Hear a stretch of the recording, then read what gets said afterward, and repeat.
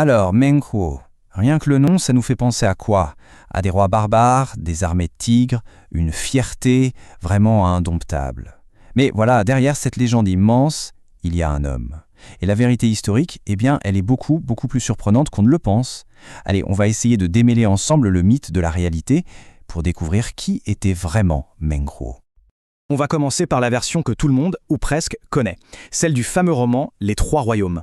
Et là, attention, c'est une sacrée épopée.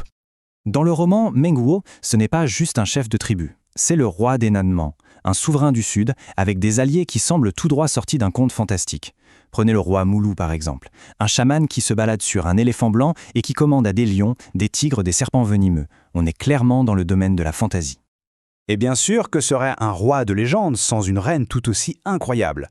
On a donc Dame Zhurong, sa femme. Alors elle est complètement inventée. Mais c'est une guerrière redoutable qui dit descendre d'un dieu du feu. Elle arrive même à capturer 2 généraux ennemis avant de se faire prendre à son tour. Une vraie force de la nature. Et c'est là que la légende prend vraiment toute son ampleur. Le truc, c'est que Menghuo se fait capturer par son grand rival, le stratège Zhuge Liang. Pas une fois, hein? Non, 7 fois. Et à chaque fois, qu'est-ce qui se passe? Zhuge Liang le relâche. Mais Menghuo, il est tellement orgueilleux, il refuse de plier. Pour lui, c'est juste de la chance, ou une ruse. Alors il repart au combat, encore et encore. C'est une histoire incroyable, n'est-ce pas? Sauf que, maintenant, il est temps de fermer le roman et d'ouvrir les archives historiques.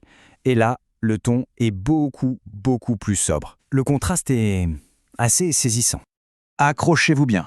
Et si on se disait que toutes ces batailles fantastiques, ces personnages hauts en couleur, que tout ça venait en fait d'une seule et unique mention dans un texte ancien? La voilà, c'est tout.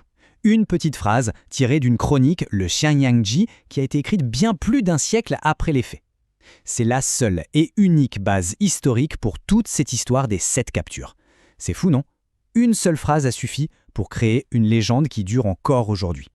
Il faut bien réaliser ce que ça implique. Le roman Les Trois Royaumes a pris cette unique petite phrase et l'a développée sur 5 chapitres entiers.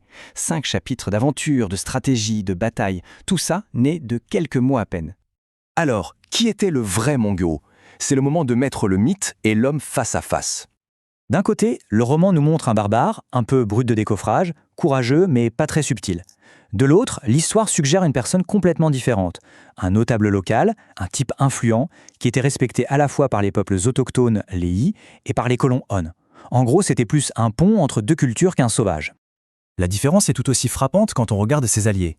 Dans la légende, ils traînent avec des magiciens et des rois animaux. Dans la réalité, ces alliés, lors de la rébellion de 225 après Jésus-Christ, étaient des chefs de guerre bien réels. On parle de gens comme Yonkai, qui était en fait le vrai cerveau de la révolte, et aussi Gao Ding, rien à voir avec des tigres. Bon, revenons à cette histoire de 7 captures. Historiquement parlant, est-ce que ça tient la route? Le point le plus important, c'est de comprendre ce que Zhuge Liang voulait faire. Sa stratégie, ce n'était pas l'anéantissement, c'était ce qu'on appelle la guerre des cœurs. Son but, ce n'était pas de conquérir la région, mais de la pacifier pour de bon. Tuer un chef populaire comme Menghuo, ça aurait créé un martyr. C'était bien plus intelligent de le rallier à sa cause. Du coup, une politique de clémence, ça devient tout à fait plausible. Le débat entre les historiens là-dessus est d'ailleurs fascinant.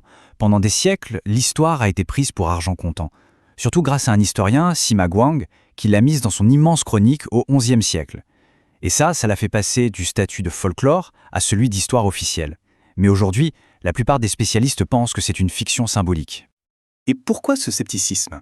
D'abord, d'un point de vue logistique et tactique, relâcher 7 fois le chef ennemi en pleine guerre, c'est absurde. Ensuite, le chiffre 7 en chinois classique, ça veut souvent dire beaucoup ou complètement. Ce n'est pas forcément littéral.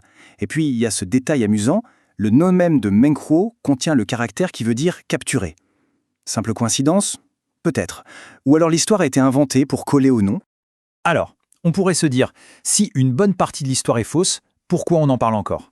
Eh bien parce que la légende et la réalité ont toutes les deux eu un impact énorme. Voilà ce qui s'est vraiment passé. Une fois que Menghuo s'est rendu, il n'a pas été exécuté. Au contraire, il a été nommé à un poste officiel dans le gouvernement. Et ça, c'était un vrai coup de génie politique. En transformant le chef rebelle le plus influent en administrateur loyal, Zhuge Liang a sécurisé toute sa frontière sud. Ça lui a permis de concentrer ses ressources sur ses guerres au nord. On se retrouve donc avec 2 héritages bien distincts, La légende, c'est une sorte de parabole sur la victoire de l'intelligence et de la clémence sur la force brute. Et l'histoire, c'est une véritable masterclass de stratégie politique, comment on assure une paix durable, non pas par la force, mais par l'intégration et le respect de l'adversaire. Et tout ça nous amène à une dernière question. Au final, qui a eu le plus d'impact? L'homme historique, ce notable local qui a sécurisé une frontière il y a presque 2000 ans, ou bien le personnage de légende, dont l'histoire de fierté et de rédemption a captivé des millions de gens à travers les siècles, et qui continue de définir ce qu'est la stratégie psychologique. C'est tout le pouvoir des histoires sur l'histoire.